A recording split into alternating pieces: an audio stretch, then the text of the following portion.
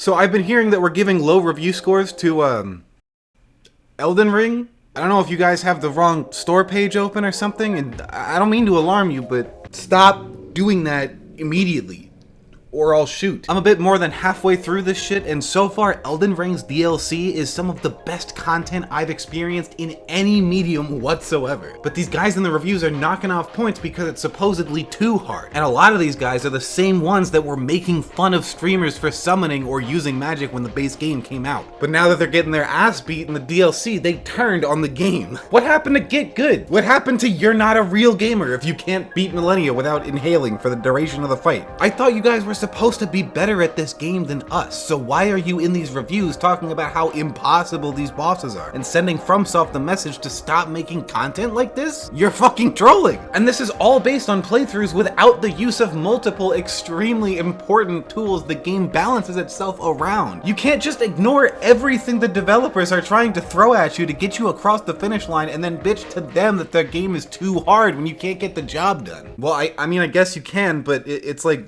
mega cringe. You look just as dumb as somebody who never uses the dash button in Mario and says the jumps are too wide. That person is so dumb they don't even exist, and you're as dumb as that guy. How'd you do that? And please don't intentionally misinterpret this either. I'm not saying these types of challenge runs with no summons allowed aren't extremely gratifying. In fact, that's why I haven't summoned at all in this DLC yet, and I don't intend to. You should know that these criticisms of your reviews aren't coming from a quote-unquote magic abuser or summon abuser. I'm 500 hours in and counting, and I've beaten all these games multiple times. I'm on your TV right now telling you you are wrong as hell here. And you've been wrong since my last video on the game where I said the same shit. This game is built for spirit ashes, and once you get over yourself and summon one, you'll see just how accessible it really is. But even if you refuse to do that, I just wanted to quick demonstrate for the record that I am using your house rules to beat the game, just like you would. No summons, no cheesy magic, no BS. I'm just beating these guys down with a greatsword, so after all that condescension, why can't you? But I'm still not done. This argument is actually reversible. Maybe hearing a 500-hour Souls no-lifer tell you the DLC isn't hard actually,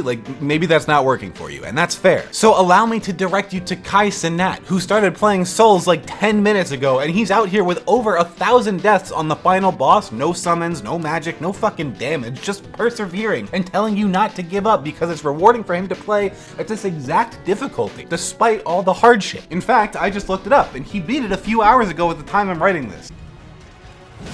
Yes!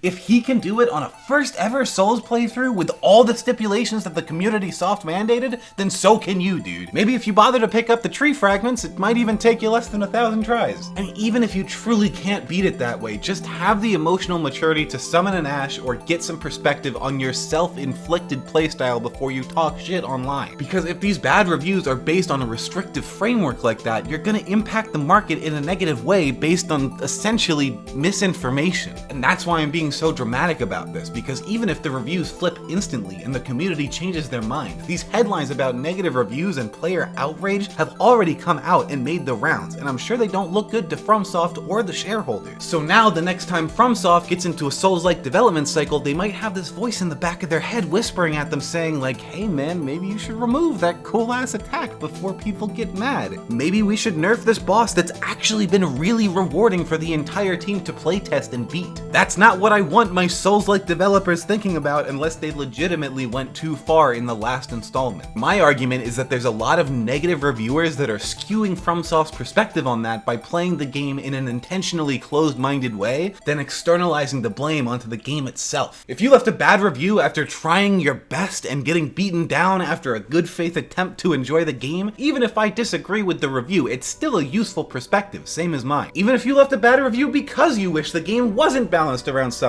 that's a useful perspective. It's low-key my perspective. But if you just plugged your ears and fucked off the developers, I unironically don't want to see your opinion in serious discussion about this game. It doesn't belong there. You're gonna muddy the waters on an extremely important part of improving this franchise and the industry in general. If you're not gonna put in the work and give the game a fair shot, why should your dogshit misinformed review show up next to people that actually try to understand and respect the experience? These games inspire so much passion in their players for a reason, and when some something like Elden Ring comes out and blows people away like it did, it's important to me and a lot of other people that the industry hears that story. Because if they don't, then we don't get Elden Ring 2, or the next Soulsborne game by a different name that pushes the envelope of what quality looks like in a video game. Instead, we get to watch our favorite game studios backpedal and panic to avoid Reddit downvotes. And these reviews do matter. When Breath of the Wild came out, everybody creamed their fucking jeans, and for good reason. This game is amazing. It's not a coincidence that in the years after this game's insane reception, we started seeing Breath of the Wild influence in popular new releases. Elden Ring could be one of those games. It was and still is a huge cultural phenomenon, and it satisfied a lot of players in a way they haven't been satisfied before.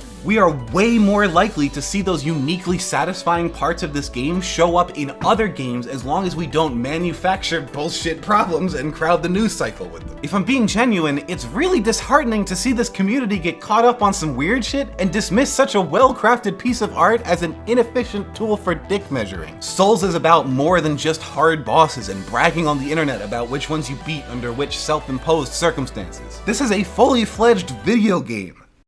Fucking play it!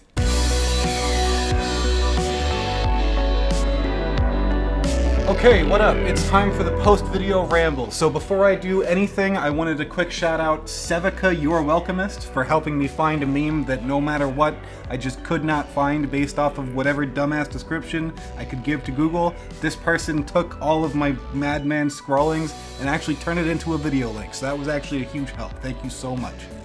And then just some quick house cleaning stuff. I'm streaming on Twitch now instead of YouTube just because it's better for the channel. I'm doing that 5 p.m. Eastern time on Wednesdays, just like always. I've kind of been a little looser with it lately, but I'm hoping to be a little bit more consistent coming up, so be on the lookout for that. The link will be in the description to the Twitch channel. And then, as far as videos to expect, I'm thinking our next one is gonna be how to have fun in League, just straight up Galio, no wacky build or anything. And then after that, I really do want to make another Elden Ring video about why I don't want summons in the next game, which maybe that sounds contradictory if your listening comprehension is bad, but I think it's going to be a great video. Like, I think it's going to be 2 great videos, so look out for those. Alright, cool. Like, comment, and subscribe, and I'll see you later.